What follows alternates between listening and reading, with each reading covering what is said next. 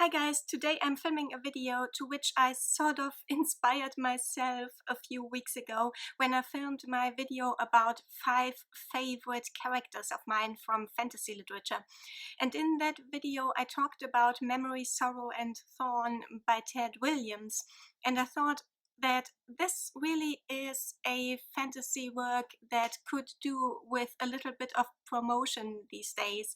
And so I decided to dedicate this week's Throwback Thursday to it. Now, this is not exactly an obscure piece of fantasy fiction by any means. On the contrary, it is one of the seminal works of contemporary epic fantasy. But as such, it is of course an older one. Its volumes came out in the late 1980s to early 1990s. So that's the era of The Wheel of Time and the Shannara books. And it is roughly contemporary to, although a bit younger than A Song of Ice and Fire and Robin Hobb's Farseer books. But unlike many of these big series of epic fantasy, like the ones which I just mentioned, the Memory, Sorrow and Thorn books are neither a long series that is still ongoing today, nor have they been turned into a movie or a TV series. And I think that that is a big reason why they seem to have fallen somewhat by the wayside. At least it is my impression that not a lot of readers who are new to fantasy nowadays pick it up. Readers who haven't been reading fantasy for a couple of decades already. And that is why I'm making this video today, because I think that a lot of my viewers are generally interested in fantasy but haven't necessarily dug very deep yet into the history of fantasy literature. So, Memory, Sorrow and Thorn. It's a series only in the sense in which, for instance, The Lord of the Rings is a series. It is one long story that was published in 3 installments over the course of 6 years, if I'm not mistaken. And its single volumes are The Dragonbone Chair, and the whole series is sometimes known under the title of that first book. Book 2 is The Stone of Farewell, and book 3, this is book 3, To Green Angel Tower, but for reasons that I think are immediately obvious, volume 3 is most often published in 2 parts. So To Green Angel Tower Siege and To Green Angel Tower Storm. This story has a classic high fantasy setting. It is set in a medievalish / early modern-ish world called Osten Ard. And the story is that the new king of Osten Ard has turned evil under the influence of his chief priest and advisor, and his castle and his capital are falling into ruin through neglect and because of the dark forces that seem to be gathering there. And throughout the kingdom, an opposition is forming and gathering around the king's younger brother. In the first book in particular, we are experiencing the story to a large degree through the eyes of Simon, an orphaned teenaged boy who escapes the castle together with a lady's maid and gets a chance to discover the wider world and find his place in it. And he joins the opposition around the king's brother, and in the opposition's camp, they all pool their knowledge and their resources and discover a possible means by which they might defeat the evil king. Legend has it that if the 3 great swords of Osten Ard, 3 mighty weapons from lore and legend, are brought together, then they might stand a chance against the king who has turned evil and joined the dark side. So this is the significance of the series title. The names of the 3 great swords are Memory, Sorrow, and Thorn. So what we have here is a classic quest story, but just as in, for instance, again, The Lord of the Rings, a large number of side quests branch off from the main storyline, and we get to follow a large cast of characters who are all on their own journeys throughout the kingdom of Osten Ard. They are human characters from different countries within the larger empire. They are elvish characters, and they are trolls of the Norse kind. They look like small humans, and they live up north in the mountains in a very egalitarian society. It is an incredibly richly drawn world, and Ted Williams really takes his time in developing his characters and his storylines. Obviously, I mean, look at the page number. However, it nevertheless still feels tight and focused. It never loses its way, and it is not one of those, those epic fantasy series that go on and keep recycling their own story.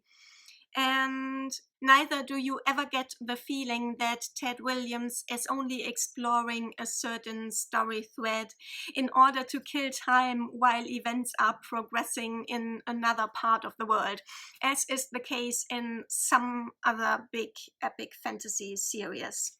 I don't need to say it, do I? No, Ted Williams takes exactly as much time as he needs in order to develop the characters and stories in a meaningful way.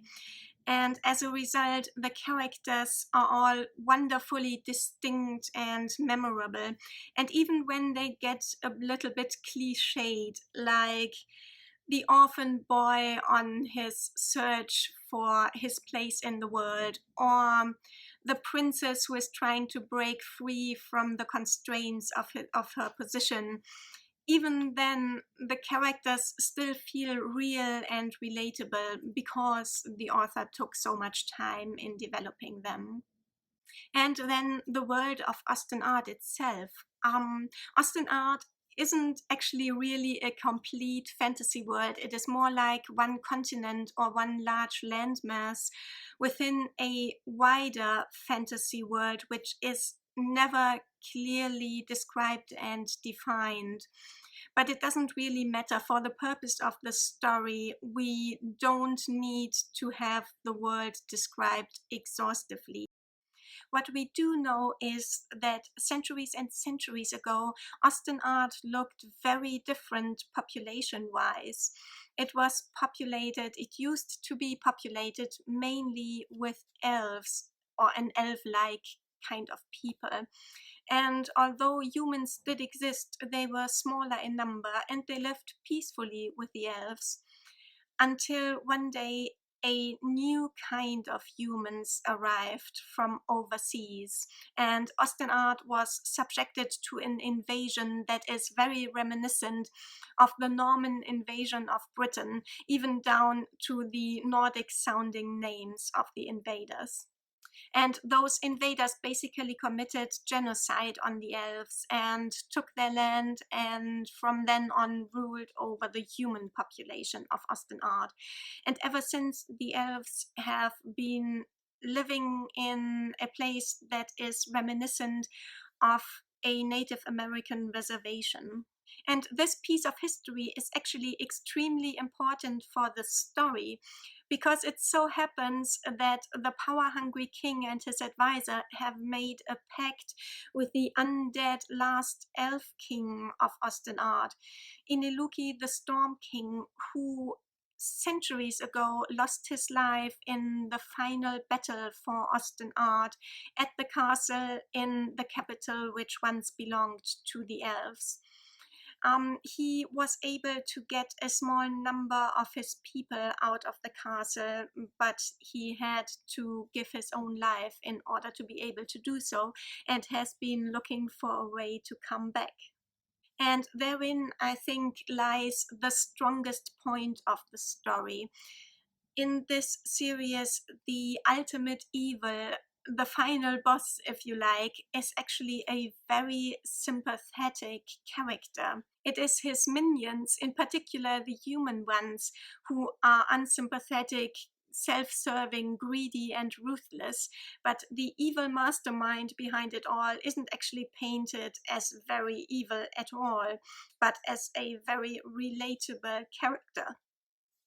Ted Williams is actually in the process of writing a sequel trilogy to Memory, Sorrow, and Thorn called The Last King of Osten Ard. Books 1 and 2 are already out. Book 1 is The Witchwood Crown, and Book 2 is called Empire of Grass.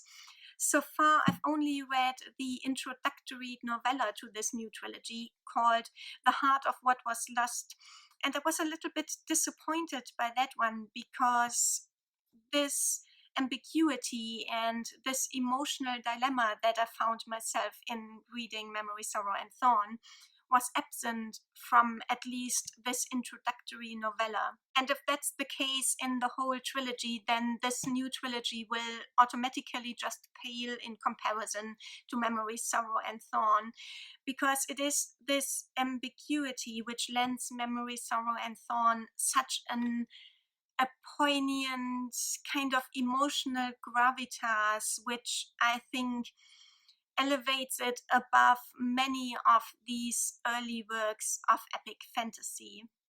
And it was this gravitas that convinced me, or that turned me into a fantasy reader, really. I had read and loved The Lord of the Rings before I ever picked up the Dragonbone Chair, but I wasn't really sure, nevertheless, if fantasy was the right kind of genre for me. And it was Memory, Sorrow, and Thorn that turned me into a fantasy reader by way of its emotional impact. And I reread the whole thing in my mid-20s, and at least back then it stood the test of time. And I'm pretty sure that even nowadays, readers of epic fantasy or fantasy in general can get a lot out of this. It just needs to be rediscovered. And I hope that this video will make a small contribution to its rediscovery. If you've read Memory, Sorrow, and Thorn, I would love to hear what you thought about it. And if you haven't read it but have heard about it, I would love to know what you have heard about it. Until next time, guys, thank you for watching. Take care. Bye.